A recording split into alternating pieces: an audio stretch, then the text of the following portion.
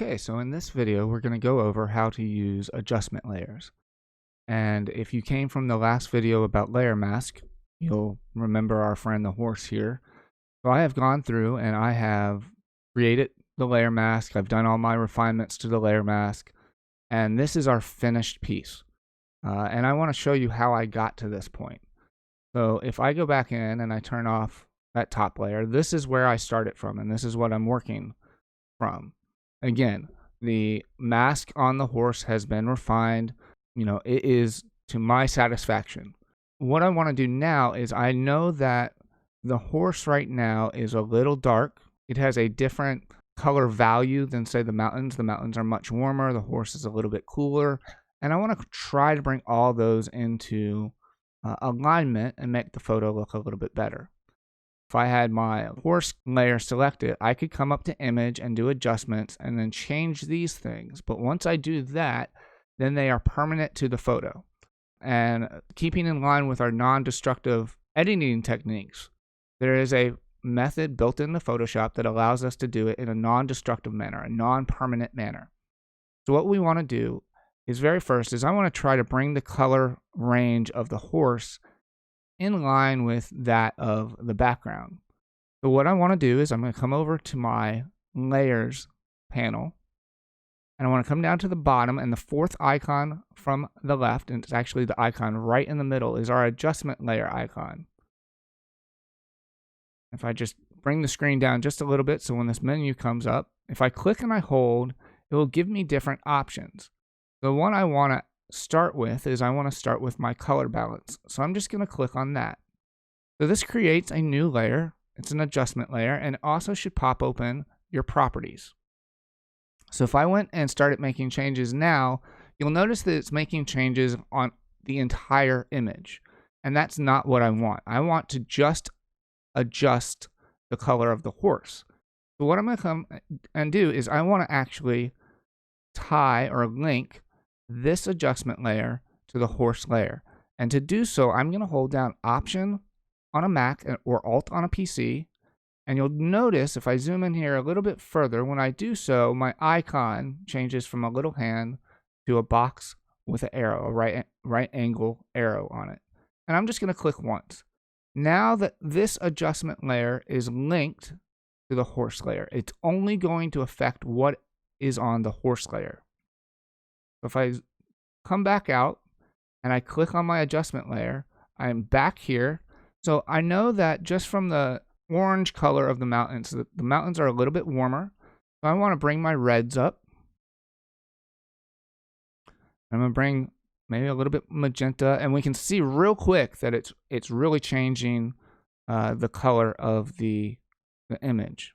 Possibly too much, but we'll come back in and we'll make subtle adjustments.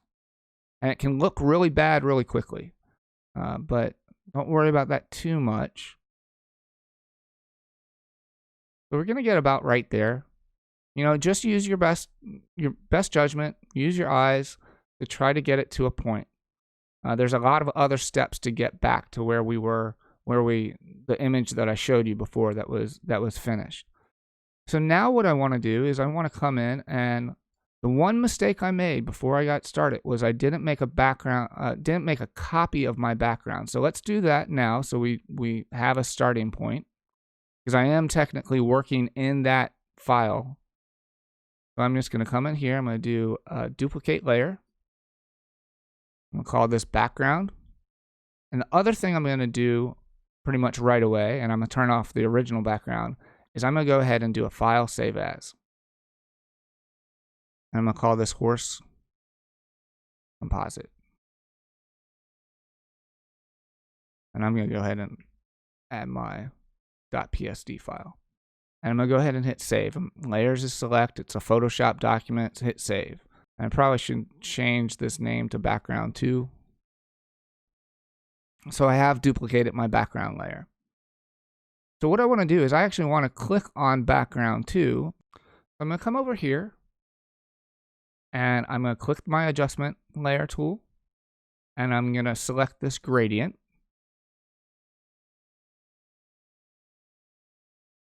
And I'm just doing the dark blue, the foreground color to nothing.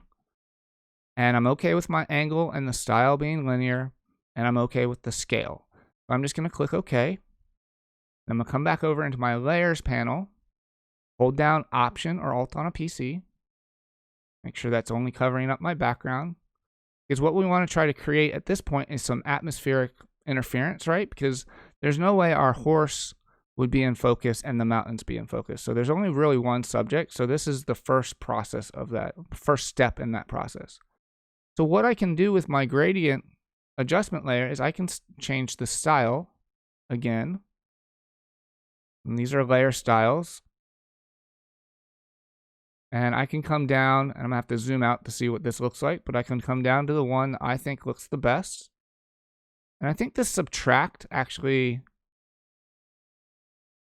does what I want it to do.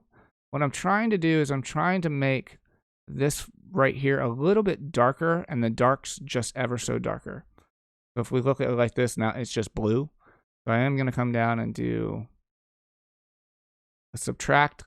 That helps make things kind of right at the snow from the horse just a touch darker. So that starts to get me to where I need to be. Now back up on my horse layer, what I want to do is I want to come down and do an adjustment layer, and I want to do levels. So levels allows me to adjust the whites and the blacks, the brights and the darks basically in the photo.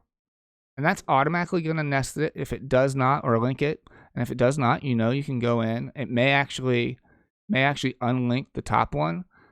Just remember to link them back down to the layer that you want to adjust.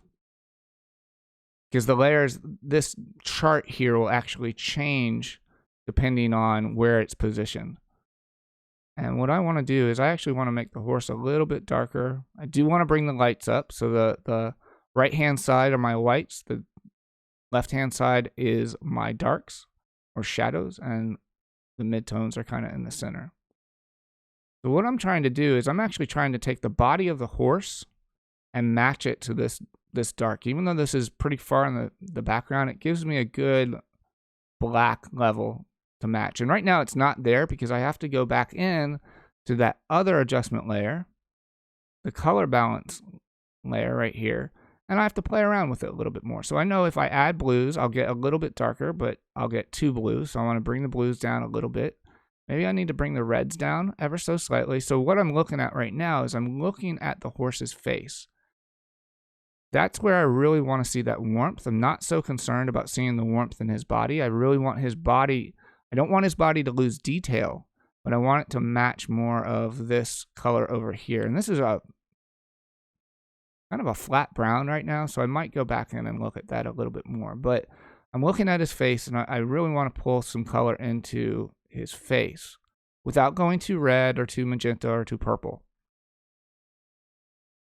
I'm just playing with the reds, a little bit of the blues, but again, I want to keep the blues ever so slightly. So if we zoom in here, I have plus 20 on my reds, negative 10 into the magenta side of things, and then plus 4 on my blue level. So the horse is a little, in my mind, just a little bit too red at this point. So I'm going to pull back on the magenta and maybe pack a little bit on the red. I think somewhere right in there. I'm really happy with how that looks. So I'm at plus 13 towards red, plus 4 green, and plus 4 blue. So I'm going to click out of that. And so we're one step away from being done. Yeah, so this next process we have to do in a way that is destructive, because there is no way to do it in a non-destructive manner. And that is to put a little bit of atmospheric interference into the background and make our horse the focal point. So as you can see, kind of already, we have a blurred background. As the snow goes off into the distance at the horizon line, it is getting blurry. So there's no reason that the mountains really would be as sharp as they are. So what I want to do with my background 2 selected, I'm going to come up into my filter. I'm going to come down to blur, and I'm going to do a Gaussian blur. And as you can see, it puts a relatively light blur on it. You can go really crazy with it. But I want something subtle. Like, I don't want to lose all the detail in the mountains. I just want to make it so it's just ever so slightly blurred. Not nearly as sharp as it was before. I'm going to click OK. So this does bring up some white spots that are in the horse. So we're going to come back to our layer mask, right click on it, do select and mask. And I'm going to come in and I'm just going to take my refine edge tool. And I'm just going to go back over the mask a little bit. Just make sure I'm getting all the areas of concern out. And I'm also going to shift the edge ever so slightly in. Not too much, because what it's doing, I like really what it's doing here. But I can also smooth the mask ever so slightly. Maybe if I'm getting a little bit, it's a little hard to tell what's the white on the mountain and what's just a halo effect on the horse. I'm gonna click OK. And then there's one more step I could take. I could go in and just above my gradient fill, I go into underneath my gradient tool. I'll find my paint bucket tool. Create a new layer. I could fill this white. Filter, noise, add noise. I can make the amount ever so slight. And again, this is more of that atmospheric interference. I'm going to click on that. And what I want to do with the layer 1 is I want to come in and I want to change the layer style of the white layer. Maybe into like a linear burn type thing. Go back into my layer mask a little bit. I'm going to add a little bit more blur on this side of the horse, even though it's pretty sharp. And that right there is how you use adjustment layers to help adjust your photo and make two photos feel like they're a single photo. This one's pushing it a little bit with just leaving it as is. There's certainly more that we could do. Maybe find an image that has some trees in the foreground. But for this video's intents and purposes, that's how you use adjustment layers to help modify your photos in a non-destructive manner. I hope you guys found this video helpful, and thank you for your time and have a wonderful day.